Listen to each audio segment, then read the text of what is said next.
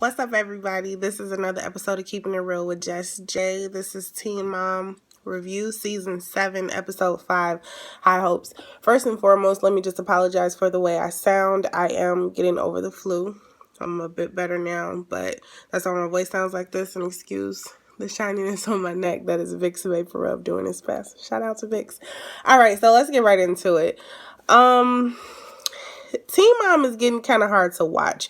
And the only reason why I said it is because shit is getting real now. Like, I have been a faithful Teen Mom watcher since the show started. And now it's like the kids are getting older, so they have questions. And then you see, adults having their issues and stuff is just unraveling. So it's becoming a little bit hard to watch. One thing that I noticed at the beginning of the show is that I really do believe that Farrah is very jealous of her mother and her happiness. If Farrah was still dating Simon, David wouldn't even be a factor. But because she is alone and her mother is progressing in her relationship and Farrah is not, jealousy is coming up, and it's just really sad. I still need to know why she calls her dad Michael. I have not figured that out. If somebody knows, please let me know.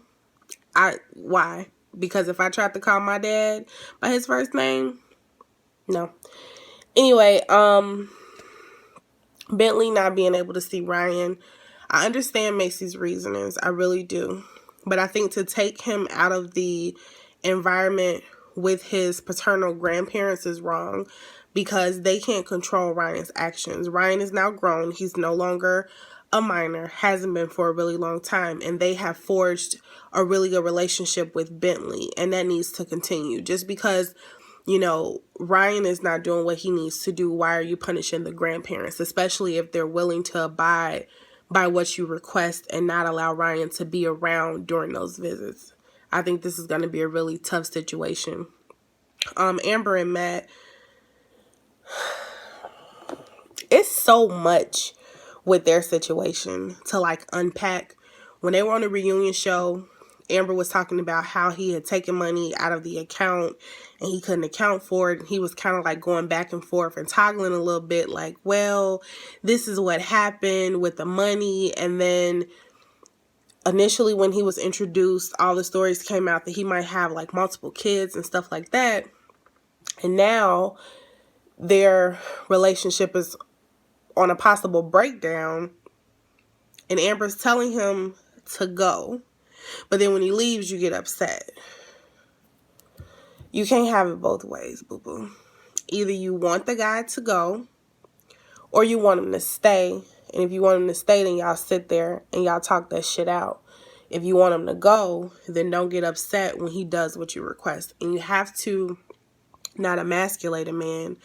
You talk down to him really badly, and some of the words that you use are dating 101, no-nos. You don't call a man a bitch. You don't emasculate a man in the same way that a man is not supposed to call a woman a bitch.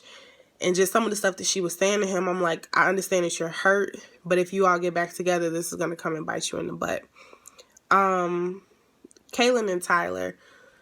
Okay, so the situation with Carly, it's kind of crazy because I'm my last review of one of the other shows that I do reviews for, adoption, came up as well. I think that it's getting tougher because the kids are aging. Carly is 8 now, so she's gonna have questions when Brandon and Teresa bring Kaylin and Tyler around. It's not known if Brandon and Teresa have actually divulged to Carly that she is adopted. And if they haven't, that's probably something that they want to do in their own time. These visits, even though, actually, no, I don't really know how to say this. At this point, I don't know if the visits are helping or if they're hurting. So the 2-year span that Brandon and Teresa had with regards to Kaylin and Tyler wanting to see Carly, I understand.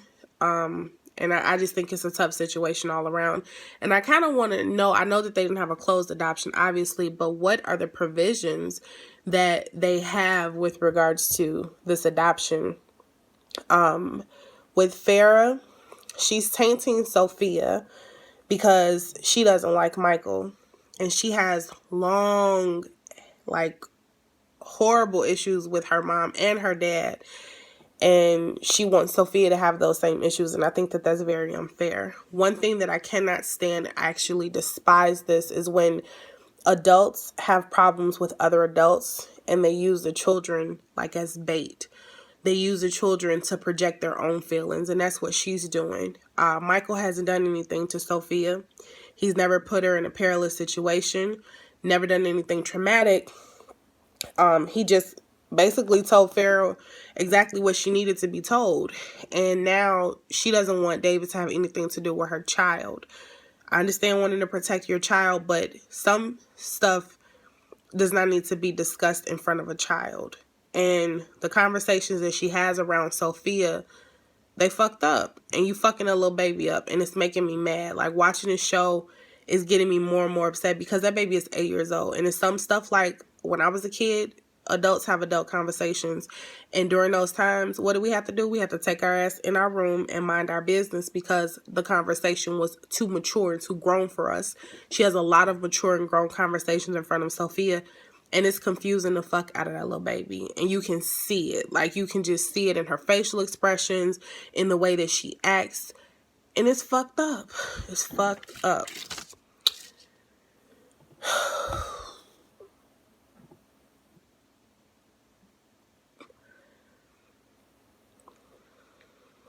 Okay.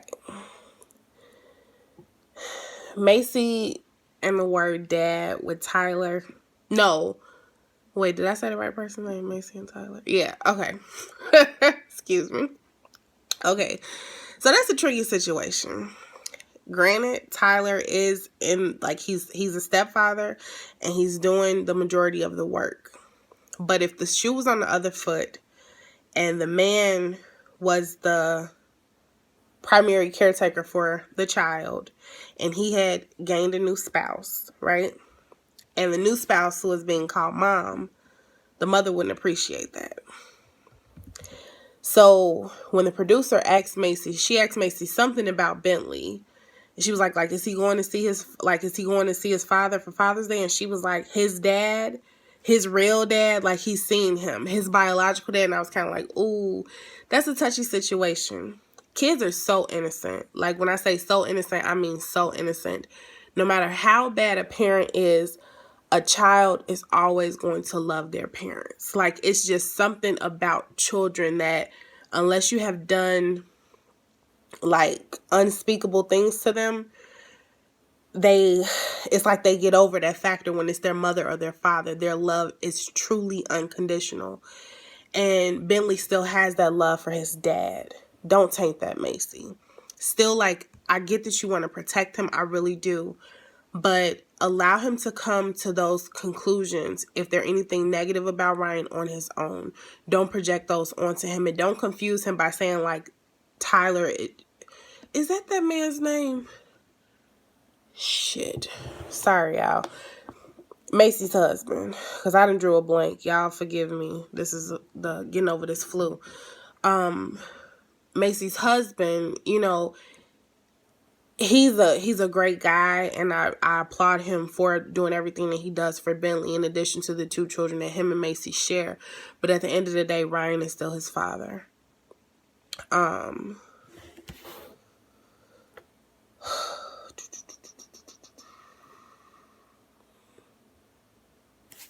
Last thing I got, when